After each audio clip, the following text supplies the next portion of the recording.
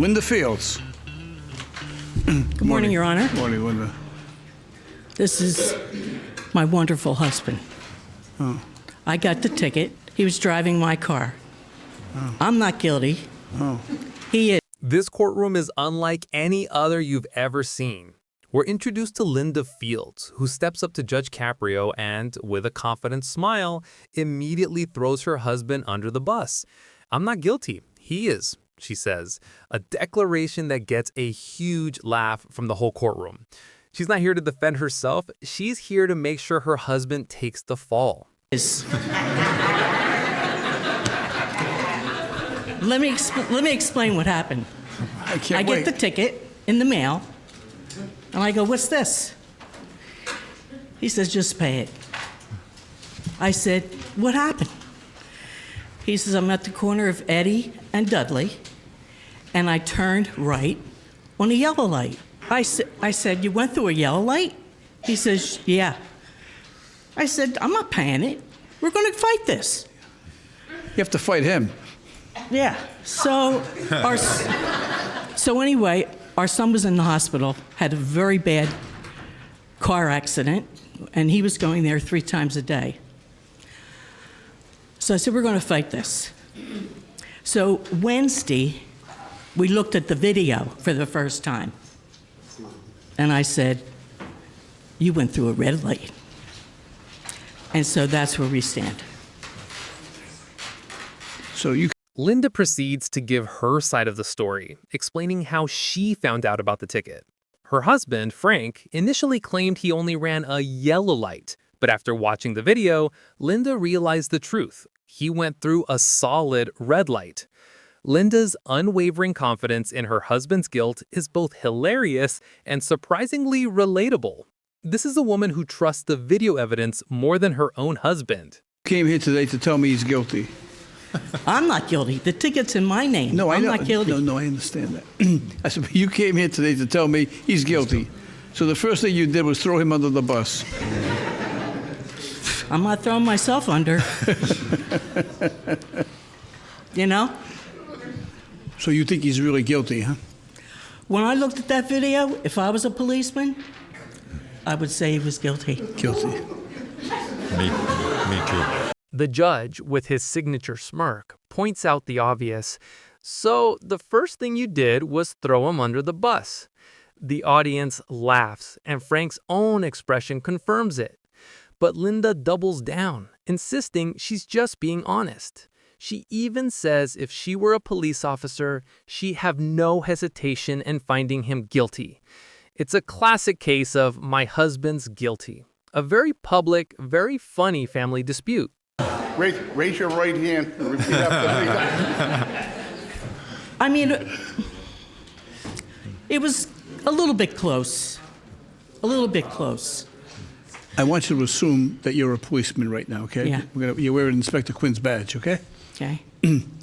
And you look at the video, and then you look at the time on the video. Let's see the front face sheet, please. See where it says red time? She's going to put an arrow there. 0.3? It says 0.3. You know what that means? No. That means he went through the light when it was red 3 seconds? for 0.3 of a second. Oh, 3/10. So it was close. Well, you just said he's definitely guilty. I'm trying to explain to you. Now, 0.3 of a second, that's not much. all right, now, let me finish. In a clever turn, the judge decides to make Linda the judge. He shows her the video's timestamp, revealing that Frank missed the light by just 0.3 of a second. Linda's face falls. Her earlier certainty vanishes, and she tries to backtrack, claiming 0.3, that's not much. This is the perfect example of how quickly things can change in this courtroom. You go through this every day? Yes, Your Honor.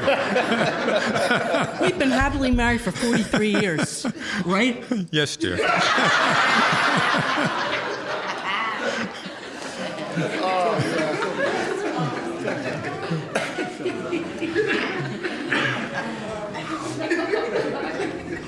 You know, when my wife and I meet people, usually they'll say, "How long you been married?" And I say, "We've been happily married for 5 years." Now, my wife is much younger looking than I am, but even though, so they say, "Oh, you've been happily married for 5 years. Is she your second or third wife?" I say, "Oh, no, we've been married 50 years. We've been happily married for 5.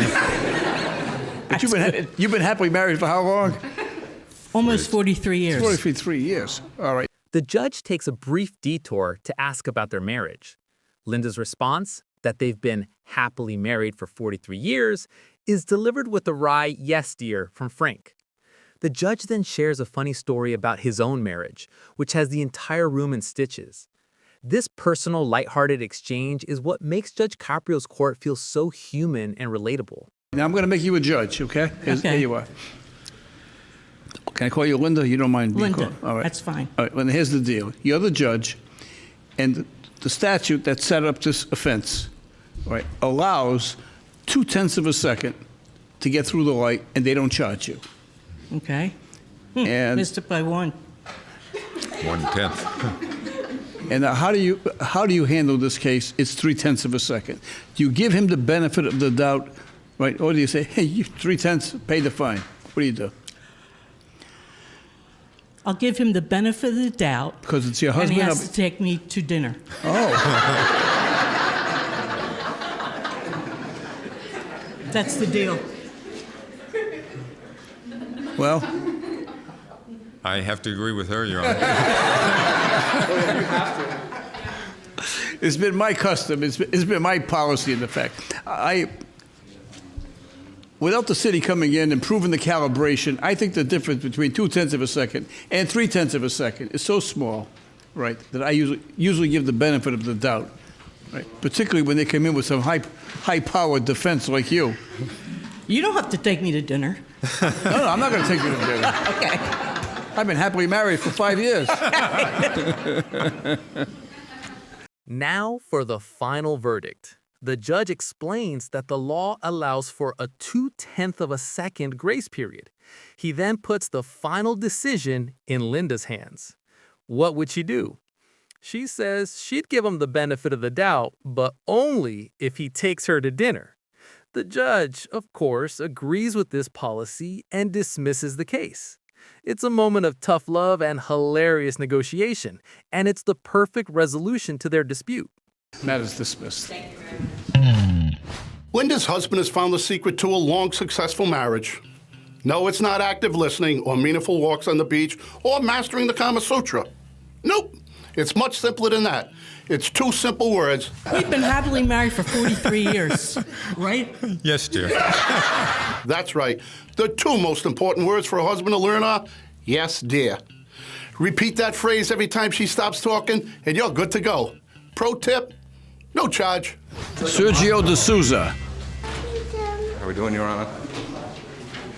Who's this? Your lawyer with you? My son. He's 2.5. What's the little guy's name? It's Gavin. Say, give him the gavel. Here, let him play with that. Want to play with that? Look. All right, he'll be quiet now for a minute. I can't understand. You have a $25 ticket. Yeah. You've been here for 2 hours already. Your son's breaking a gavel. That's going to cost you $50. Yeah, it's difficult. Judge, I've had that 150 years. He's had it about 2 seconds and broke it. The second case begins, and the judge introduces us to Sergio and his adorable 2.5-year-old son, who immediately grabs the judge's gavel. Chaos ensues. The judge jokes that the gavel is 150 years old and has just been broken in 2 seconds, adding a playful $50 fine. It's an unforgettable moment that shows Judge Caprio's ability to handle anything with a sense of humor. Just let him go. Let him go. Yeah, I haven't. So this has to be a good story. Why Yeah. are you here? Well, I've got a ticket. I went to family court, and what had happened was I paid for an hour, and then I was going to walk away, and then I thought about it because before I paid for an hour, and I've stayed in family court. You never know how long you're going to be there, and I've stayed longer. Now, because of it's that meter where the whole strip, it doesn't allow me to put for that same car. So what I did was I put the 2 tickets I have them here. in my window. I have them. I put the 2 tickets in my window, and it doesn't show that hour. You got the ticket at 10:24. 10:24, yes. So what I'm saying is I paid for 2 hours. I was there probably a little bit before 9. I should have gotten till 11 o'clock. First meter allowed you to park until 10:19. You missed by 5 minutes. The matter is dismissed. Thank you, I I appreciate want the it. gavel back. All right. No, you can't bring it with you. Oh, no. Everything in his mouth. Thank you very much, Your Honor. Sergio explains the situation. He paid for an hour of parking, but ended up staying longer in family court. Because of the city's complicated meter rules, he couldn't put more money in, so he put 2 receipts on his dashboard to show he paid.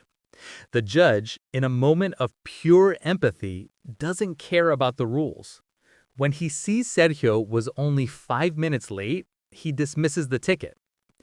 It's a small victory, but it means everything to a man who's clearly had a difficult day.